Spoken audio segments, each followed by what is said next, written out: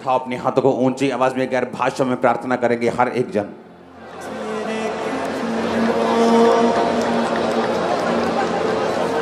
जितने पवित्र आत्मा से भरपूर होना चाहते गैर भाषा में ऊंची आवाज में।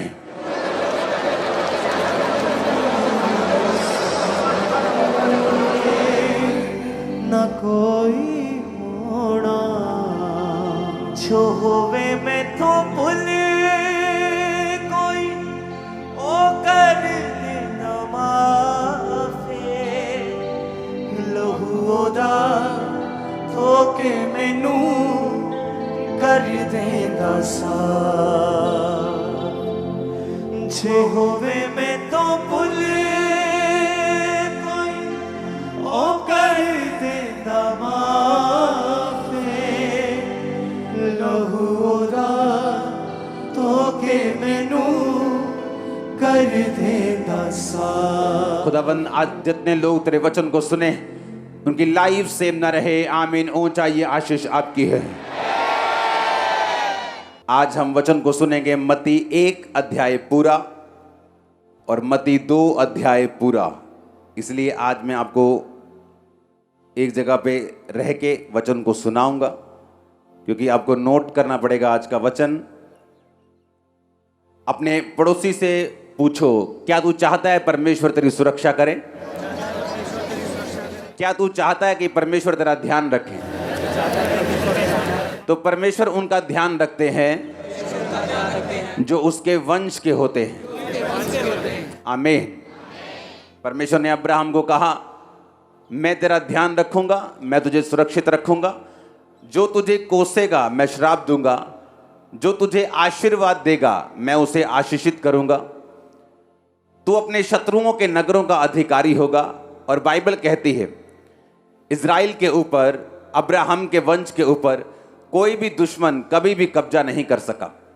बाइबल कहती है कि जब अब्राहम के भतीजे लूत को उन राजाओं के द्वारा बंदी बना लिया गया था कि जो राजा बड़े बड़े राजाओं को मार कर जा रहे थे, अब्राहम ने सिर्फ 318 शिक्षित मारने वाले अपने कुटुंब के लोग, अपने परिवार के लोग, अपने ही स्टाफ को साथ लेके जाके उन राजाओं को मारकर अपने भतीजे लूत को छुड़ाया था। उसकी स्ट्रेंथ के कारण नहीं, इस कारण नहीं कि वो बहुत युद्ध में कौशल थे या बड़े अच्छे थे लड़ने में, इस कारण कि बाइबल में परमेश्वर ने अब्राहम को छुड़ाने का और उसके वंश को बचाने का वायदा किया। इसलिए पवित्र वचन कहता है कि जब 18 साल की कुबड़ी औरत परमेश्वर के पास आई तो परमेश्वर ने एक वचन को बोला कि क्या ये सही नहीं था कि जो अब्राहम का वंश 18 साल से जो शैतान के बंधन में थी आज सब्त के दिन छुड़ाई जाती। हालेलुया। क्योंकि सदूकी और फरीसी परमेश्वर का विरोध कर रहे थे कि सब्त के दिन तुम्हें चंगा करना उचित नहीं, लेकिन बाइबल कहती है आज भी वो सदूकियों और फरीसियों की आत्मा दुनिया में काम करती है। उन्होंने चोला तो परमेश्वर के लोगों का ही पहना हुआ है, बल्कि और अच्छे कपड़े पहनते हैं, लेकिन बाइबल कहती है वो सदूकियों और फरीसियों का आत्मा आज भी उन लोगों के अंदर काम करता है और आज भी जो लोग आत्मा के अनुसार चलते हैं उनका विरोध करता है। अगर आप ये चाहते हैं कि परमेश्वर आपका ध्यान रखे, वो आपके परिवार का ध्यान रखे, वो आपको इग्नोर ना करे, वो आपको ब्लेस करे। आज का वचन जो थोड़ा लंबी आयतें हैं इसलिए मैं बैठ के आपको दे रहा हूँ, तो आपको बड़े ध्यान से उसे समझना होगा। जब मैं परमेश्वर में पहली बार गया पहले दिन चर्च, तो मुझे एक नीले रंग की बाइबल छोटा नया नियम दिया गया था और मुझे ये कहा गया कि मत्ती की 1 बाब से जब तुम पढ़ोगे तो 18 आयत से पढ़ना, 1 से 17 आयत पढ़ने की ज़रूरत नहीं है, क्योंकि 1 से 17 आयत में सिर्फ वंशावलियाँ लिखी हैं कि किससे कौन पैदा हुआ, किससे क्या पैदा हुआ। लेकिन जब मैं मसीह में बड़ा हुआ, जब मेरी मसीह में उम्र बीतती गई, तो मुझे ये मालूम हुआ कि बाइबल में एक भी शब्द, एक भी कोमा अगर बाइबल में लगा है उसका बहुत बड़ा महत्व है। अगर आप इफिसियाँ 5 की 17 आयत में पढ़ें, जहाँ परमेश्वर ने कहा है कि तुम प्रभु की इच्छा को समझो, निर्बुद्धि ना हो, दाखरस के मतवाले ना हो। अगर आप इफिसियाँ 5 की 18 पढ़ेंगे तो आपको 18 आयत खत्म होने के बाद फुल स्टॉप नहीं दिखता, कोमा दिखता है। कोमा का मतलब है वचन खत्म नहीं हुआ। अगर परमेश्वर ने आपको बोला है पवित्र आत्मा से परिपूर्ण होते जाओ, तो ये आपकी जिम्मेवारी है पवित्र आत्मा से परिपूर्ण होना।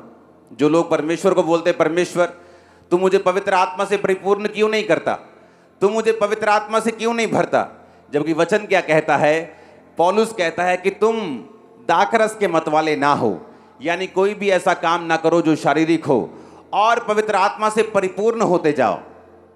और आगे कोमा है, 19 आयत जब शुरू होती है तो 18 आयत खत्म होने के बाद कोमा लगा, बिंदु नहीं लगा, फुल स्टॉप नहीं लगा, जिसका मतलब यह है परमेश्वर ने आपको बीच में नहीं छोड़ा।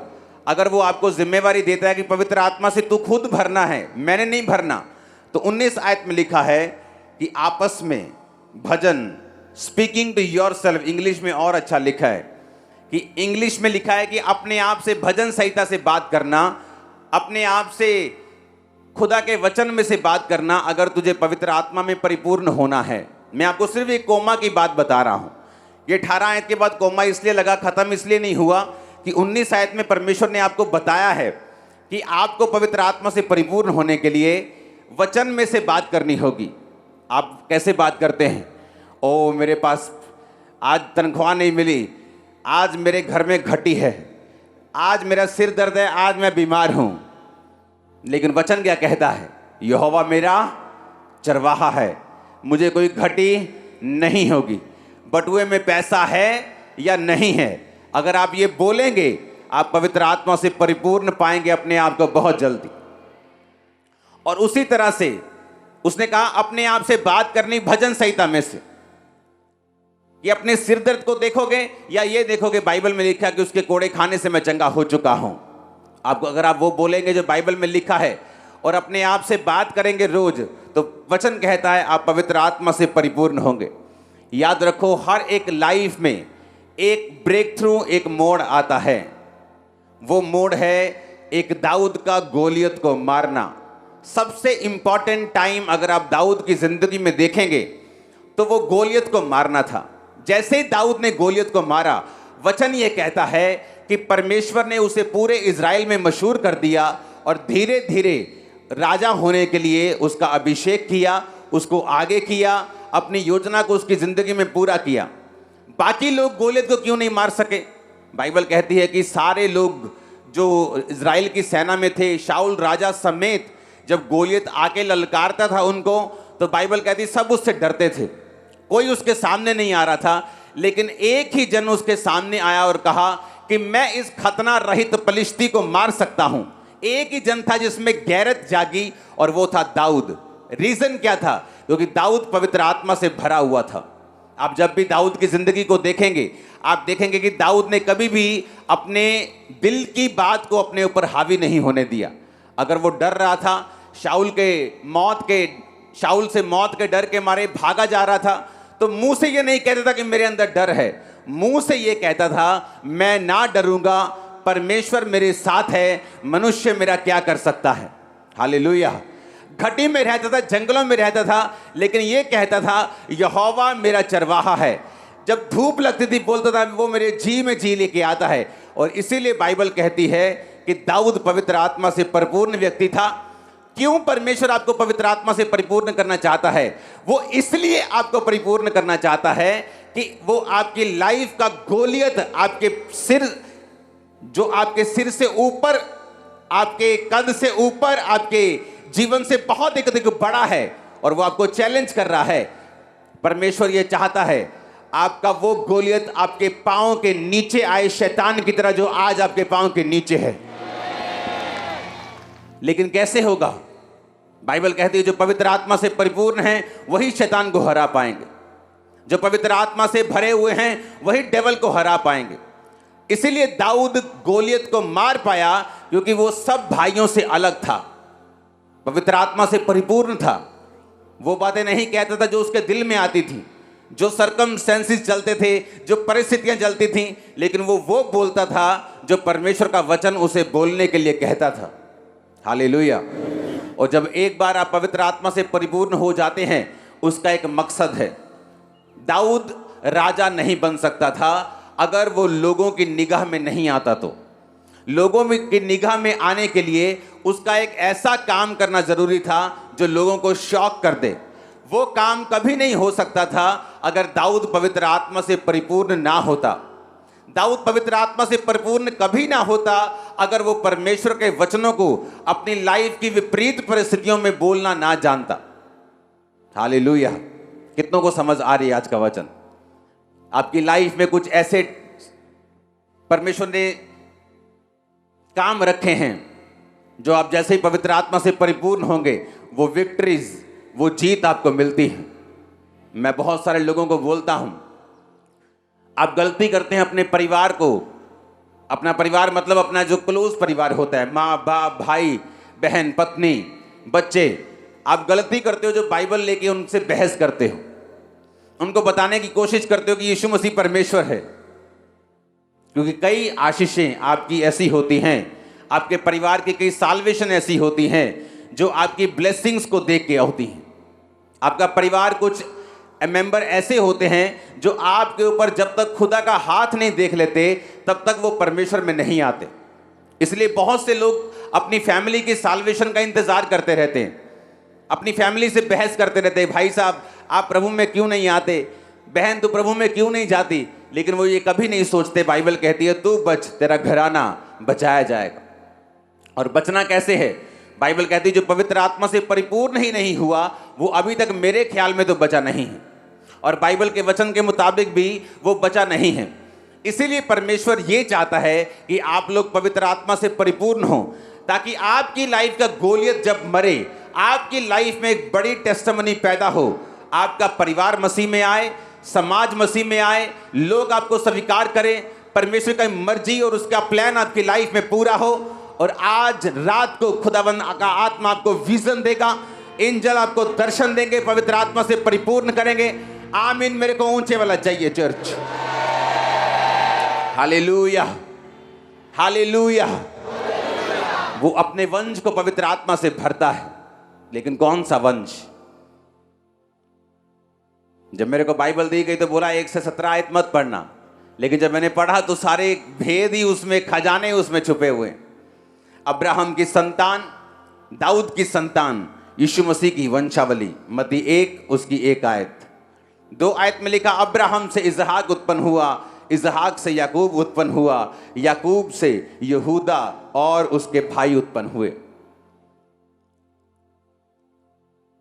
अब्राहम से लेकर दाऊद तक 14 पीढ़ी हुई। दाऊद से लेके जब बेबुलीन ने उनको बंदी बना लिया 14 पीढ़ी हुई। बंदी बनाने के बाद मसीह के जन्म तक 14 पीढ़ी हुई। इसलिए मैं कहता हूं वो पीढ़ियों को कंट्रोल करता है, वो पॉपुलेशन को भी कंट्रोल करता है, वो छोटी से छोटी चीज का भी ध्यान रखता है। वो आपका ध्यान क्यों नहीं रखता होगा? अब्राहम से लेकर दाऊद तक 14 पीढ़ी। 17 आयत पढ़ो।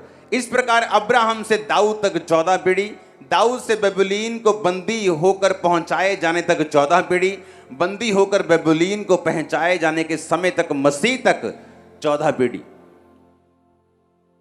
एक एक सेकंड खुदावंद के कंट्रोल में है। आपकी लाइफ, आपका फाइनेंस, आपकी फैमिली, आपके बच्चे, आपकी हर एक चीज परमेश्वर के हाथों में है। अगर आप परमेश्वर में सही रीति के साथ चलते हैं, आप सेम नहीं होंगे। वो आपका ध्यान रखेगा, वो आपको बचा के रखेगा, उचित समय पर आपको बढ़ाएगा भी, गवाहियों के साथ लेके भी आएगा। आमीन। ऊंचाई ये आशीष आपकी है। अब यहां पे लिखा अब्राहम से इसहाक और इसहाक से याकूब उत्पन्न हुआ। अब्राहम से इस्माइल क्यों नहीं लिखा? इसहाक से एसाव क्यों नहीं लिखा? क्योंकि इसहाक के 2 बच्चे हुए थे, एसाव और याकूब।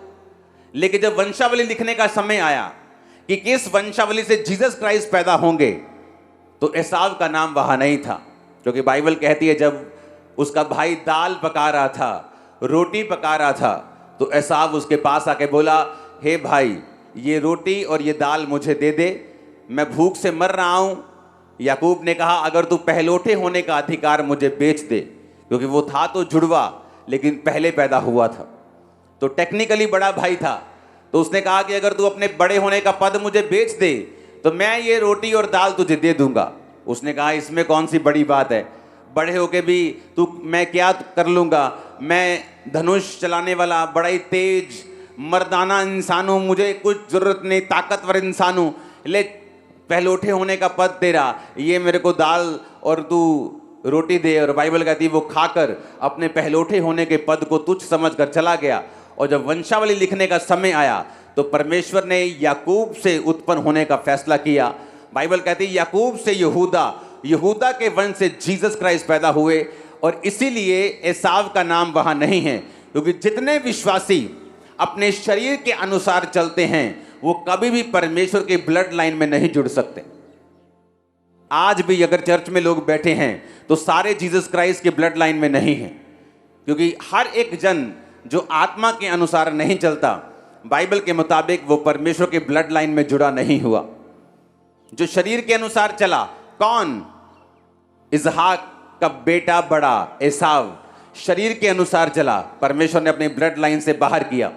आज चर्च में लोग बैठे हैं, है तो जीसस क्राइस्ट की संतान, उनका दादाजी बिशप हैं, उनका पापा चाचा पास्टर हैं, खुद 20 साल से क्रिश्चियन हैं, लेकिन अगर शरीर के अनुसार चल रहे हैं तो मेरा यकीन रखना परमेश्वर आपको अपने वंश में नहीं गिनता।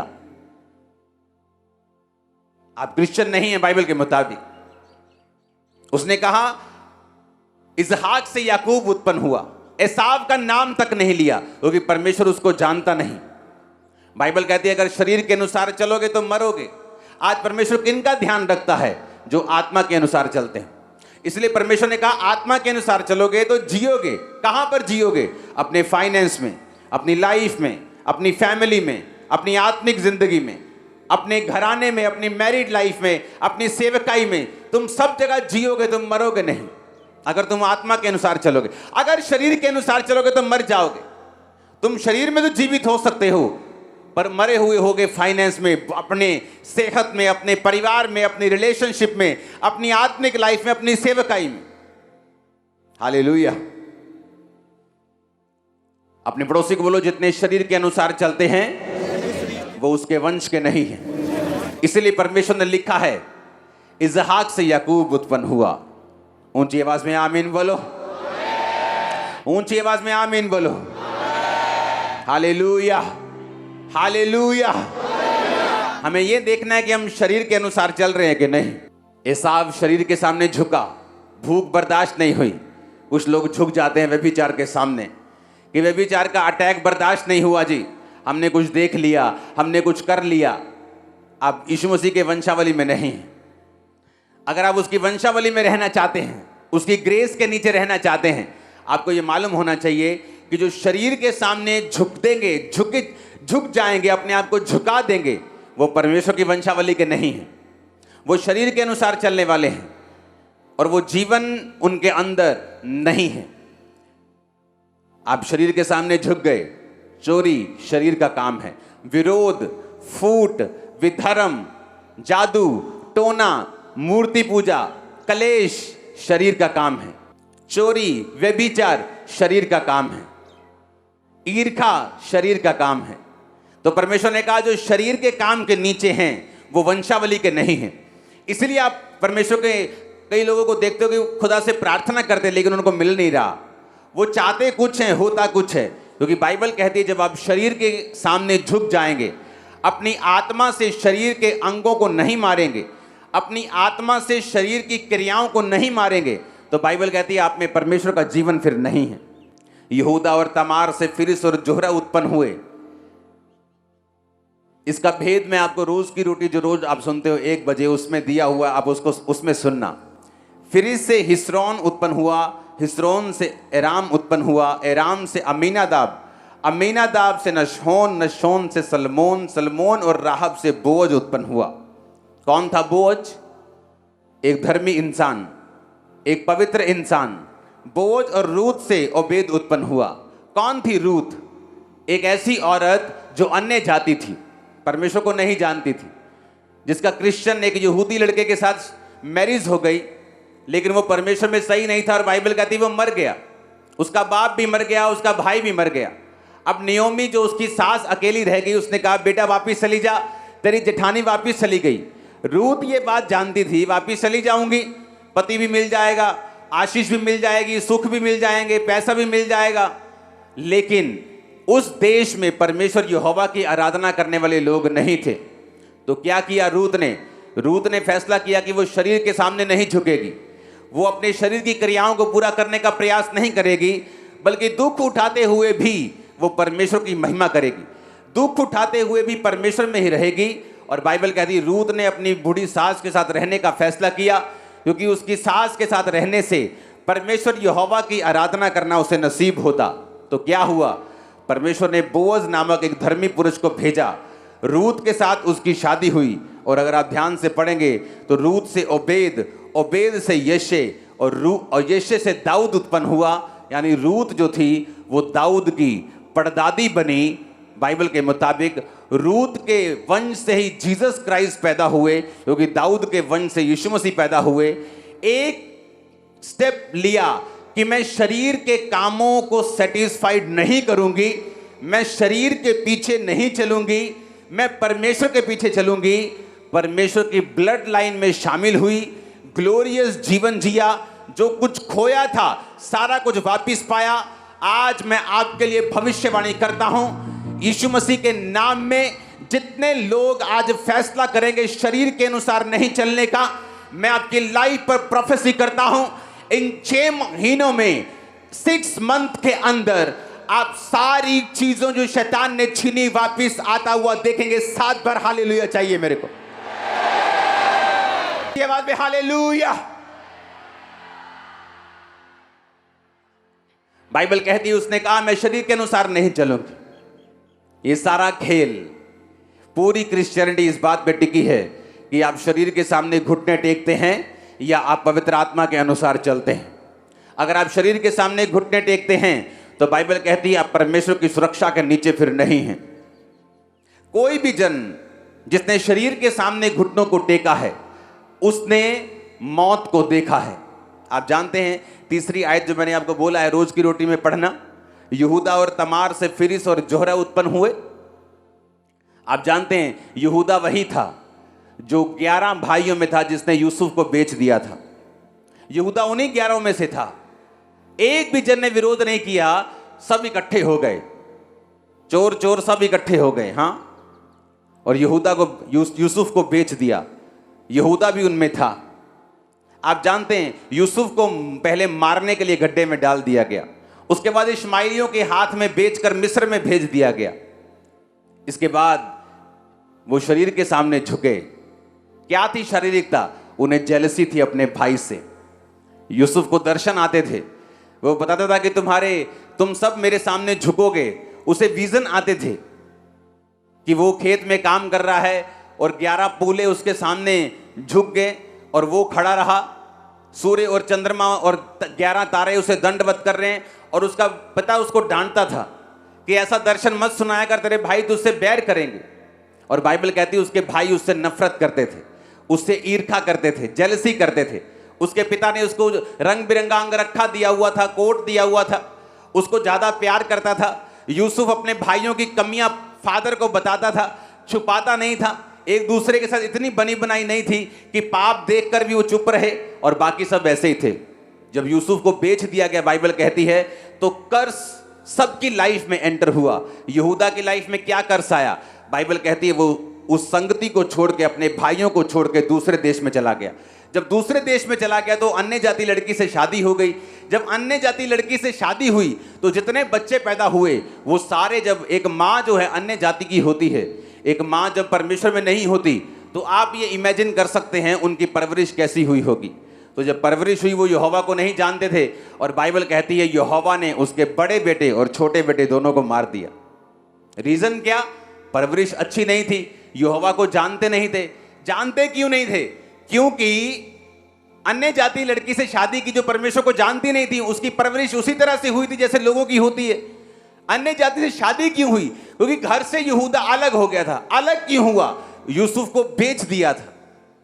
एक शरीर के काम ने कितना लंबा सफर करवाया उनको। एक शरीर का काम यहूदा ने किया, कितना लंबा उसको सफर करना पड़ा, कितनी लंबी उसको यातना झेलनी पड़ी, कितना लंबा उसको सफर देखना पड़ा, जहां उसके 2 बच्चों की, उसकी वाइफ की डेथ हुई। उसके बाद परमेश्वर ने फिर उसको अपनाया। कितने मेरी बात को समझ रहे हैं? पूरी बाइबल इस बात से भरी पड़ी है। उसने कहा अगर तुम शरीर के अनुसार चलोगे तो मरोगे। हमने क्या देखा? यहूदा शरीर के अनुसार चला, अपने भाई को बेच दिया। और यहूदा और तमार से फिरिस, तमार उसकी पहली पत्नी नहीं थी, पहली पत्नी मर गई थी। रोज की रोटी में सुनना, मैंने भेदों को बताया है कि जब आप शरीर के अनुसार चलते हैं फिर आप लंबी दौड़ में दौड़ने लगते हैं, और वो दौड़ परमेश्वर की ओर से नहीं होती। आप एक ऐसी दौड़ में दौड़ने लगते हैं जहां आप थक जाएंगे, फ्रस्ट्रेट होंगे, जहां चीजें फिर आपके हिसाब से नहीं चलेंगी। पहले पहले आपको अच्छा लग सकता है, लेकिन याद रखो, जब दो लाइनें सीधी जा रही हैं ऊपर और एक हल्की टेढ़ी हो जाए, तो अभी तो इनमें गैप नहीं है, लेकिन एक समय आएगा जब गैप बढ़ जाएगा, एक समय आएगा जब ये दूर हो जाएगी। जो लोग परमेश्वर से हट जाते हैं तभी उनको ताजा ताजा मालूम नहीं होता। एक अंगीठी में से कोयला निकाल के साइड पे रख दो, उसे कभी मालूम नहीं होगा कि मैं ठंडा हो रहा हूं। उसे लगता है अभी मैं गर्म ही हूं, मैं तो गर्म ही हूं, मैं तो कोयला हूं, मैं तो फलाना हूं। लेकिन एक समय आएगा जब कोयला ठंडा हो जाएगा, क्योंकि अंगीठी से बाहर रहकर वो गर्म नहीं रह सकता।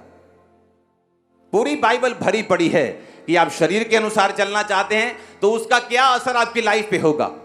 रूत शरीर के अनुसार नहीं चली, जवान औरत थी, यंग लेडी थी वो।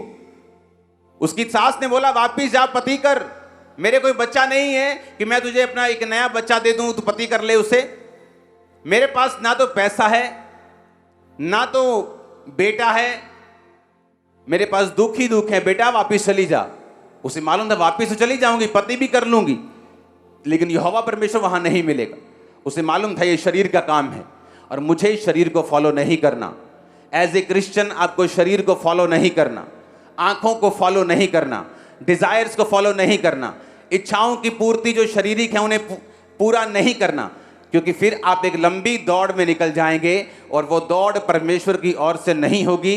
वो दौड़ आपने खुद चुनी है, वो दौड़ शैतान की वजह से आपकी लाइफ में आई है। आपने शैतान की बातों को सुना है, आपको उस दौड़ में नहीं दौड़ना है। परमेश्वर ने आपके लिए बेस्ट चीजों को रखा हुआ है।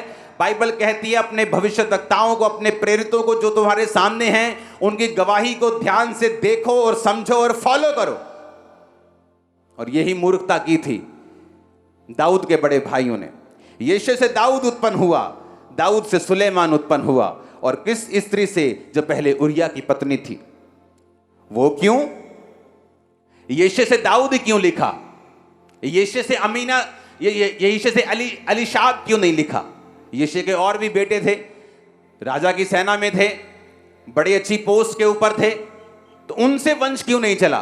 क्योंकि बाइबल कहती है जब शमूएल नबी उनके घर में मसा करने के लिए आया, तो शमूएल ने कहा जाओ अपने बेटों को बुला के लेके आओ। पहला आया, परमेश्वर ने कहा मैंने इसे नहीं चुना, मैं इसे अयोग्य करार करता हूं। आप किसी को अयोग्य करार नहीं करते जब तक आप उसका पेपर नहीं लेते। आपका टीचर नहीं बोलता आप फेल हो गए जब तक वो आपका टेस्ट नहीं लेता। इसका मतलब दाऊद के सब बड़े भाइयों का टेस्ट हुआ और वो अपने टेस्ट में फेल हो गए। उसका कारण व्यभिचार हो सकता है, चोरी हो सकता है, प्रार्थना ना करना हो सकता है, बाल को पूजना हो, कुछ भी हो सकता है। लेकिन बाइबल कहती वो शरीर के अनुसार चले और परमेश्वर ने अपनी ब्लड लाइन में शामिल नहीं किया। दाऊद उत्पन्न हुआ क्योंकि दाऊद आत्मिक था। सुलेमान उत्पन्न हुआ क्योंकि दाऊद के सब बड़े बच्चे जो थे, दाऊद का बड़ा बेटा, दाऊद के जो सबसे बड़े बेटे थे वो रानियों के बेटे थे। कौन सी रानी? शाऊल की बेटी। और भी रानियों के बेटे उसके पास थे। उनकी जो माएं थी वो राजाओं की पुत्रियां थी।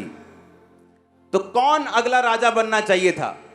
एक परिवार में उसकी कई पत्नियां थी, तो कई पत्नियां राजकुमारियां थी, उनके बाप राजा थे, तो एक्सपीरियंस के हिसाब से तो उसे राजा बनना चाहिए जिसका नाना भी राजा है, जिसका बाप भी राजा है, माँ राजकुमारी है। कितना एक्सपीरियंस, उठने बैठने का कितना उसको एक्सपीरियंस होगा। लेकिन बाइबल कहती है परमेश्वर ने उनको राजा नहीं बनाया, सुलेमान को बनाया।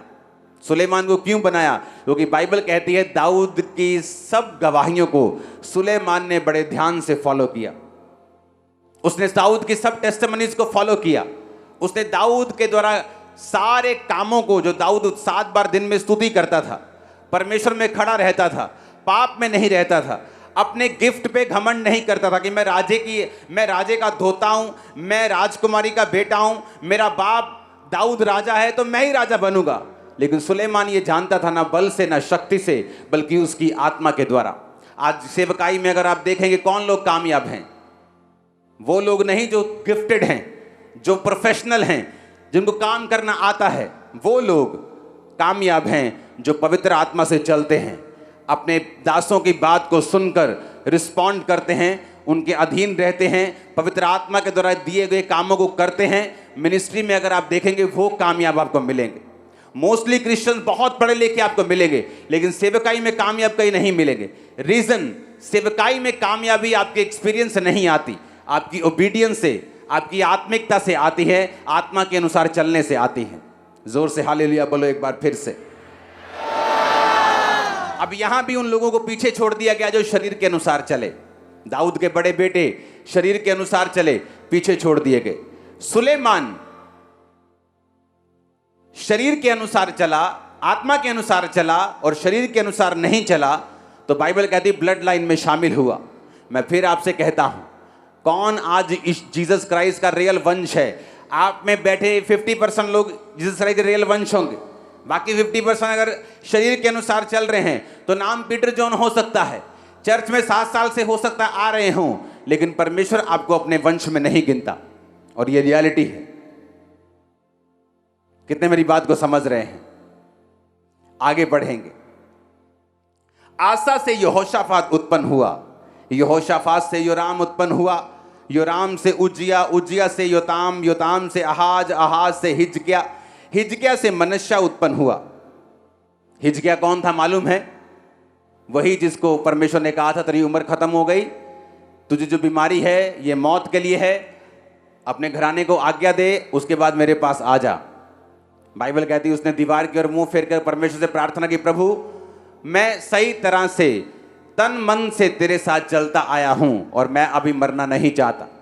तो वचन कहता है परमेश्वर ने उसकी प्रार्थना को सुना, उसके रिकॉर्ड को चेक किया। आपका पास रिकॉर्ड क्या है मायने रखता है।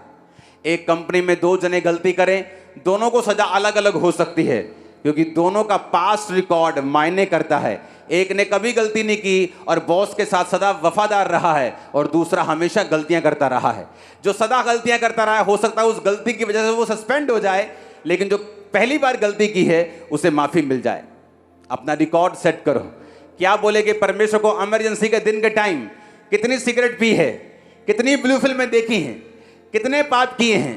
क्या बोलेंगे परमेश्वर को जब इमरजेंसी का टाइम आता है? फिर आपको परमेश्वर को बोलना होता है, परमेश्वर मेरी प्रार्थना को सुन, क्योंकि बाइबल कहती है संकट के दिन मुझे पुकार तो मैं तुझे उत्तर दूंगा। लेकिन कौन पुकारेगा परमेश्वर को? जो परम प्रधान के छाए हुए स्थान में बैठा रहे, वही सर्वशक्तिमान की छाया में ठिकाना पाएगा। आमीन। बैठे रहने का मतलब जो स्थान खुदा ने आपको दिया है विश्वासी होने का, उसे छोड़ना नहीं है, उसे पकड़े रखना है और विश्वासी बने रहना है। आमीन। हिजकिया को परमेश्वर ने आज्ञा दी, परमेश्वर ने 15 साल उम्र बढ़ा दी, और बाइबल कहती है हिजकिया से मनश्शे उत्पन्न हुआ। अगर आप बाइबल की स्टोरीज को ध्यान से पढ़ेंगे तो बाइबल में मनश्शे जो है, ये वाला मनश्शे, वो याकूब का बेटा मनश्शे नहीं। बाइबल का सबसे करप्ट राजा आज तक का मनश्शे रहा है, आज तक का मनश्शे। इसने इतने पाप करवाए इजराइलियों से, इतने शरीर के काम करवाए, बाइबल कहती है। और दूसरी बात, परमेश्वर जब भी कोई इजराइल का राजा गुनाह करता था उसको हटा देता था और उसकी जगह एक और राजा आता था। लेकिन बाइबल कहती है मनश्शे ने लंबा राज किया, गलत होने के बावजूद भी। कई बार आपको लगता है कि ये बंदा गलत चल रहा है सेवकाई में तो भी फलवंत हो रहा है, ये आदमी गलत चल रहा है तो भी आशीष पा रहा है। लेकिन मनश्शे के टाइम पे परमेश्वर ने ये सोच लिया कि जो भवन मेरा बना है और ये इजराइल की प्रजा, बेबीलोन तुम्हें बंदी बनाएगा, इस भवन को तोड़ देगा और तुम सब लोग अपने राजा के अधीन नहीं, अब दूसरे राजा के अधीन होगे। और बाइबल कहती है इजराइल की सबसे बड़ी विपत्तियों में से एक विपत्ति मनश्शे के बाद आई, जब उसने शरीर के कामों को इजराइल में करवाया। परमेश्वर हिसाब लेता है, उसने मनुष्य का हिसाब एकदम से नहीं किया, मनुष्य को एकदम से नहीं हटाया, लेकिन बाइबल कहती है उसके शरीर के कामों का बदला पूरे इज़राइल ने चुकाया। अपने पड़ोसी को बोलो, शरीर के काम नहीं करने। व्यभिचार, चोरी, फूट, विधर्म, ईर्ष्या, लड़ाई, झगड़ा, मूर्ति पूजा, जादू, टोना, वैर, विरोध, ये नहीं करना। अगर तू ये कामों को नहीं करेगा, आत्मा के अनुसार चलेगा, तो तू परमेश्वर के ब्लड लाइन में शामिल होगा। वो तेरा ध्यान रखेंगे, जो कुछ तूने खोया है वो तू पाएगा, तू सबसे ऊपर होगा, तू ब्लेस्ड होगा, तू आशीषित होगा। इतनी आशीष होगी, रखने की जगह नहीं होगी। तू सिर कहलाएगा, पूंछ नहीं। ये वचन आपकी लाइफ में पूरे हो इन जीसस नेम। कौन था अब्राहम? राजा उससे डरते थे। कौन था इसहाक? राजा उससे डरते थे। बाइबल कहती है उनकी सामर्थ राजाओं से ज्यादा थी। और वही परमेश्वर आपको देना चाहता है। वो आपको प्रभावशाली करना चाहता है, सामर्थी करना चाहता है, चंगा करना चाहता है, ब्लेस्ड करना चाहता है, आपके परिवार को बचता हुआ देखना चाहता है। आमीन ऊंचे वाला चाहिए चर्च। पूरी बाइबल अगर आप पढ़ेंगे आपको यही समझ आएगा कि जो शरीर के कामों में फंसे एक लंबे सफर पे निकल गए जो परमेश्वर की ओर से नहीं था। एक थकाने वाला सफर, एक पहाड़ों वाला सफर होता है जहां आप नज़ारे लेते हुए जाते हैं, चाय पीते हुए, मैगी खाते हुए पहाड़ों की। हाँ, तो एक सफर होता है जब आप धक्के खाते हुए, आप पसीने में लोटपोट होते हुए, बुखार हो गया जाते हैं, एक वो सफर है। अगर आप धर्मी हैं तो परमेश्वर नज़ारों के साथ आपको लेके जाएगा। अगर शरीर के अनुसार चलते हैं तो आप सोच लीजिए उन लोगों का क्या हुआ जो शरीर के अनुसार चले। अपने हाथों को उठा, अपने घुटनों पे आओ, ऊंची आवाज से बोलो, परमेश्वर मैं तौबा करता हूं, आज से मैं शरीर के अनुसार नहीं आत्मा के अनुसार चलूंगा। ऊंची आवाज में अपने हाथों को उठाते हुए अपने गुनाहों की क्षमा मांगो ऊंची आवाज में। याद रखो, जब भी आप शरीर के अनुसार चलेंगे एक डाउनफॉल आएगा, और जब भी आत्मा के अनुसार चलेंगे आप ऊपर की ओर निकलेंगे। तो आपका ऊपर जाना या नीचे आना आपके हाथ में है, शैतान के या परमेश्वर के हाथ में नहीं। आज से वायदा करेंगे अपने हाथों को उठाकर कि प्रभु आज से मैं शरीर के अनुसार नहीं, मैं आत्मा के अनुसार चलूंगा। ऊंची आवाज में। हमारे YouTube चैनल को सब्सक्राइब करें ताकि आप परमेश्वर के गहरे वेदों को जान सकें कि कैसे आप परमेश्वर में बढ़ सकते हैं, कैसे आप दुष्ट आत्माओं से, नशों से, बीमारियों से और वंशों के श्रापों से आजाद हो सकते हैं।